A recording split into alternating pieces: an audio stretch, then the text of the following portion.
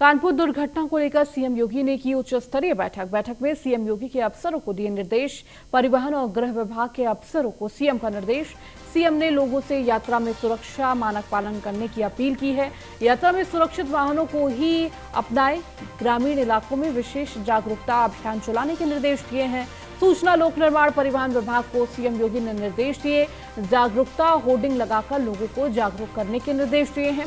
अधिकारियों को सड़क सुरक्षा के कार्यों में तेजी लाने के निर्देश दिए हैं। इसके साथ ही 112 को भी साथ में जोड़ने के निर्देश दिए गए हैं। ट्रैफिक उल्लंघन की जानकारी देने के लिए नंबर भी जारी हुआ है, जिस पर ट्रैफिक उल्लंघन करने वाले लोगों के लिए ये नंबर जारी किया गया है। तो जिस तरह कानपुर में कल हादसा हुआ और कई लोगों की इस हादसे में जान चली गई, पूरे गांव में मातम पसरा रहा।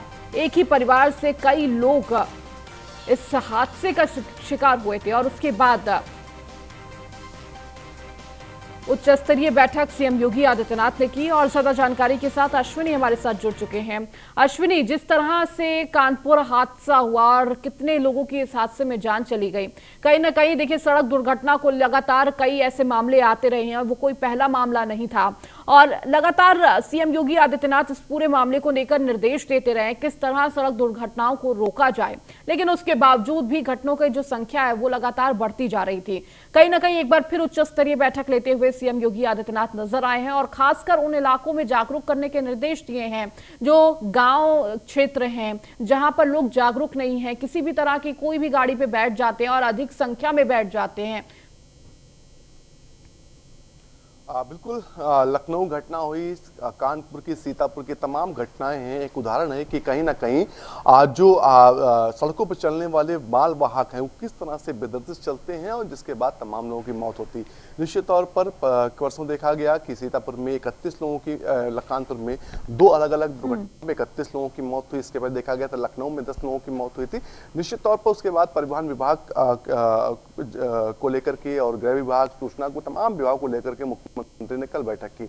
यह बैठक जब कानपुर मुख्यमंत्री जा रहे थे उससे ठीक पहले करके गए थे और तमाम जो आदेश हैं उनके पेज खस के गए थे कि जो परिवहन विभाग के नियम है, कायदे कानून को सड़कों पर उतारा जाए, लोगों को जागरूक किया जाए कि माल वाहक वाहन है उनमें सफर ना करें, चाहे वो ट्रैक्टर ट्राली हो, चाहे वो डंपर हो, चाहे वो छोटा जो डाला आता है वो हो, चाहे ट्रक हो। इन तमाम जगहों पर जो है सवारियां न बैठे। साथ ही साथ जो ग्रामीण अंचल है वहां पर जाकर के लोगों को जागरूक किया जाए, बैनर पोस्टर के माध्यम से लोगों को जागरूक किया जाए, जिससे बड़ा हादसा जिस तरीके से कानपुर में हुआ है दोबारा से ना होने पाए। निश्चित तौर पर मुख्यमंत्री ने जो नियम है उसको सख्ती से लागू करने का निर्देश दिया, जिसके बाद ट्रैफिक एडीजी ट्रैफिक ने बाकायदा एक नियम अपने अधिकारियों से निर्देश दिया है कि अगले 10 दिनों तक हाई लेवल का एक निरीक्षण चलेगा, जिसमें तमाम जो ट्रैक्टर ट्राली है ग्रामीण क्षेत्रों या शहरी क्षेत्र तमाम जगहों पर अगर कहीं मिलती हैं, ऐसे में जहां पर सवारियां उन पर सवार होंगी तो तत्काल प्रभाव से उन पर जुर्माना लगाया जाएगा। 10,000 रुपए तक का जुर्माना लगाया जाएगा। निश्चित तौर पर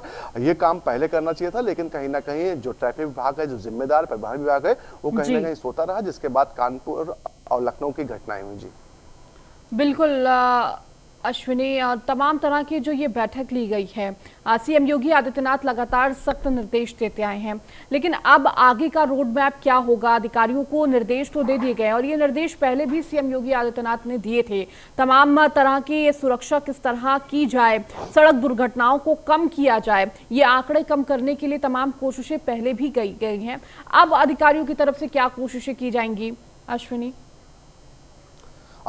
बिल्कुल, पहले भी खाना पूर्ति की गई है और संभवतः एक बार फिर खाना पूर्ति की जाए, क्योंकि यातायात नियम को लेकर के लगातार मुख्यमंत्री सख्ती करने को लेकर कहते रहते हैं। मुख्यमंत्री कहते हैं जो आलाधिकारी हैं वो सड़क पर उतर के काम करें, जो नियम बनाए गए हैं वो सबके लिए हैं और सबको पालन करना होगा, इसको लेकर के रोड मैप तैयार करें। लेकिन सिर्फ अधिकारी जो है अपने ऐसे कमरों से बाहर निकलना जरूरी नहीं समझते। अब लखनऊ में इस समय तमाम डग्गा मार्ग बसें जो है संचालित हो रही हैं, तमाम तरह के जो व्यावसायिक वाहन हैं वो जो है सवारियां ढो रहे हैं, लेकिन यहाँ का जो परिवहन विभाग है, आरटीओ, वो कहीं ना कहीं एकदम गायब है। सिर्फ वसूली के चक्कर में पूरा विभाग पड़ा हुआ है, जमीन पर काम करने को तैयार नहीं है। जो बस अड्डा प्राइवेट बसों का संचालित हो रहा है अवैध रूप से हो रहा है, और महज ठीक है। जो है जो आलमबाग बस स्टॉप है वहां से 1 से 1.5 किलोमीटर की दूरी पे संचालित हो रहा है। निश्चित तौर पर ऐसे में कहीं ना कहीं सवाल खड़े होते हैं। जी ठीक है अश्विनी, बहुत बहुत शुक्रिया इन तमाम जानकारियों को देने के लिए।